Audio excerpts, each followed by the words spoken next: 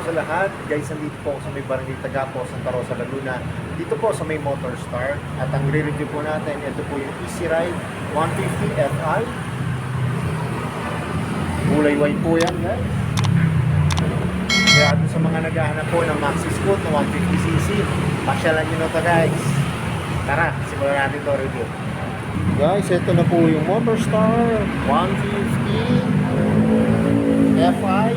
Easy Ride po. Simulan po natin ng review. Simulan po natin sa gulong. Ang sukat ng gulong po nito ay 130 by 60. 13 po ang sukat. Ang ganda nito, guys. Tubeless na po to. U1 ang tatak. Sa spike, makapit po yan. Tsaka malalalim po. Ito po yung kanyang disc brake. Guys, ano lang po ito, ordinary lang po yung kanyang disc brake. Hindi po siya comfy, hindi po rin siya ABS. Ito po yung kanyang front shock, glossy na black. Ito po yung kanyang brake caliper, matte black. Ito po yung kanyang fender sa harap, pearl white. May decals po dito na sport. Sa headlight naman po, yan, LED na po yan, pati po yung kanyang park light. Pati po yung kanyang magkabilang signal light, LED na yan.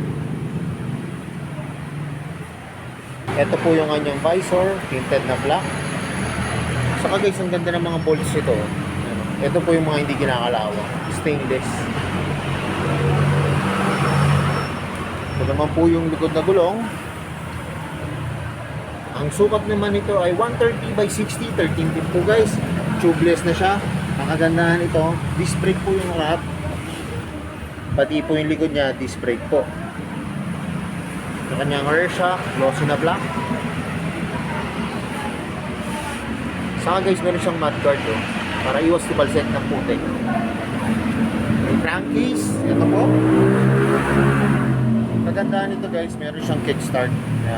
Importante po kasi ito para pag nalulobag po yung ating motor, pwede pa rin po natin siyang i-start. Tapakan po na ang kasan. Yan, ang ganda guys. Kulay gray. Ito po yung kanyang side stand at center stand po, glossy na black. Kagandahan nito guys, yung built-in na grab bar niya. Kulang na lang po nito top box. Kasi ano na ho ito eh, ayan o. Hindi nyo na kailangan bumili ng bracket. Kasi di mo yung grab bar lang po siya. Ito, built-in na po. Ayan, top box na lang po ang kulang niya. Yung taillight niya po, LED, pati yung magkabilang signal light. May reflector po dito sa gilid para pag naligo po tayo, kitang-kita tayo.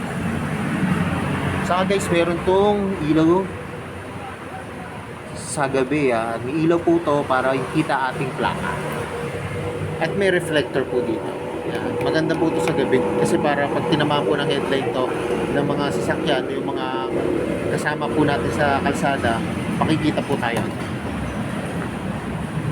Kanyang muffler, yan po malaki. Heat guard niya, may naka-print po na Motor Star.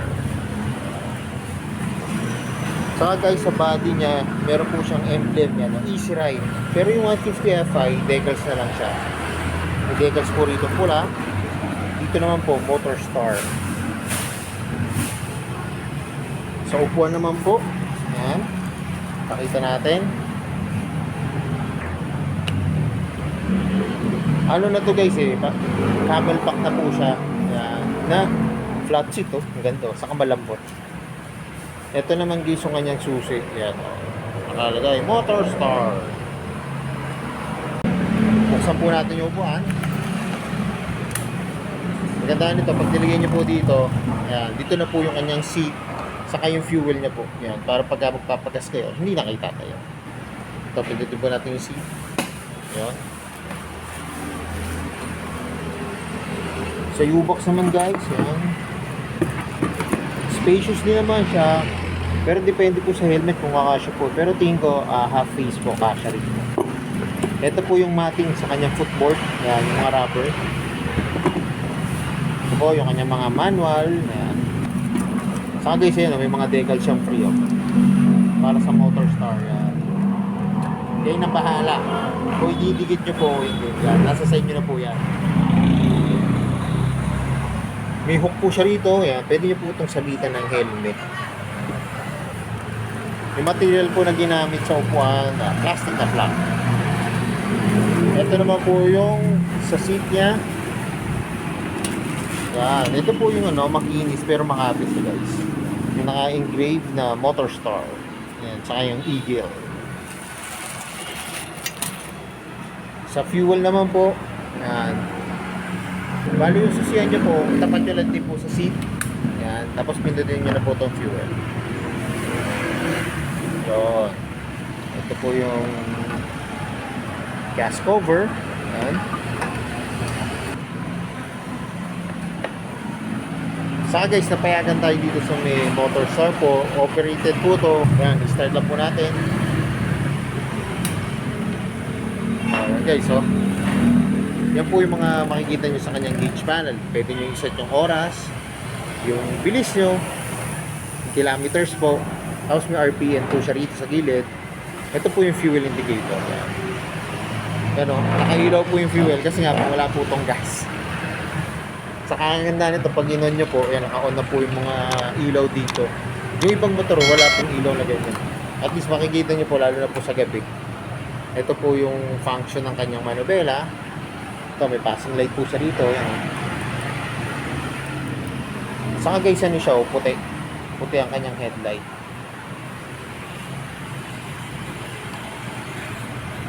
Ito po yung kanyang signal light.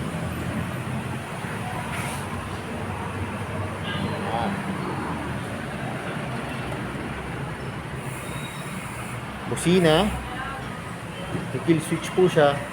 Ito po yung park light para pwede nyo patayin yung ilaw.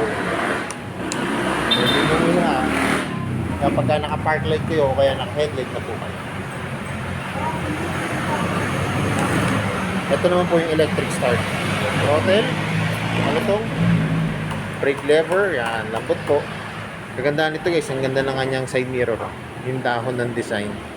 Saka yun nga po, kagandahan nito, may electric start po siya at may kick start po. Ayan. Patayin lang po natin. Saka guys, may packet siya rito. Ayan, o. Malalim po yung kanyang packet. Pwede nyo po itong lagyan ng coins, pero cellphone po parang hindi ito tumalon. Depende na lang kung isasara nyo itong packet na.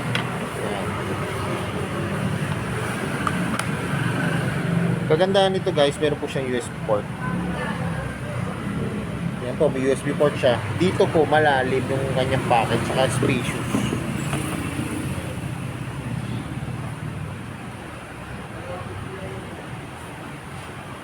So yun guys, alam ko ito nang inabangan nyo. Magkano ba ngayon itong Motor Star Easy Ride 150 Fi. Tara, tignan na natin yung kanyang updated price.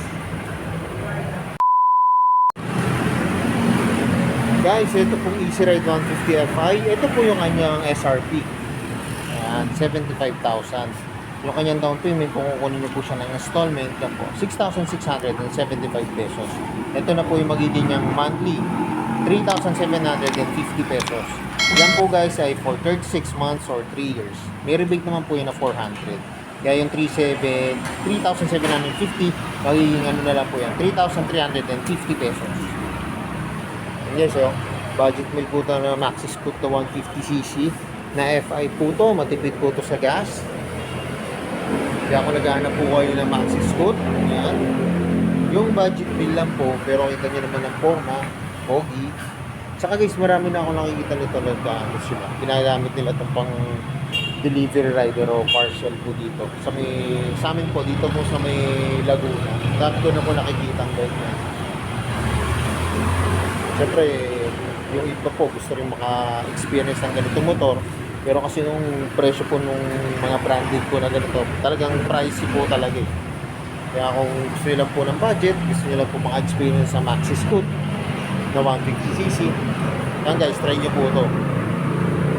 Pero mas maganda po ito kung makikita nyo ng actual kasi mas ma-appreciate nyo po yung unit. Kaya pasyalan nyo na po dito sa may Barangay Tagapo, Santa Rosa, Laguna. Dito po sa may Motor Star. So yun guys, hanggang dito na lang. Kung bago lang po kayo sa aking YouTube channel, pasubscribe naman po at kayo ng notification bell para updated po kayo sa aking mga videos. At salamat nga po pala dito sa may Barangay Tagapo, dito po sa may Motor Star at na-review ko po yung mga motor. More safe to come, magkana lagi po sinasabi. Ingat po palagi, kahit safe po. So, God bless po. Palagi yung share na rin po ng aking mga videos at lagi natin tatandaan, mahal tayo ng Diyos. Bye-bye!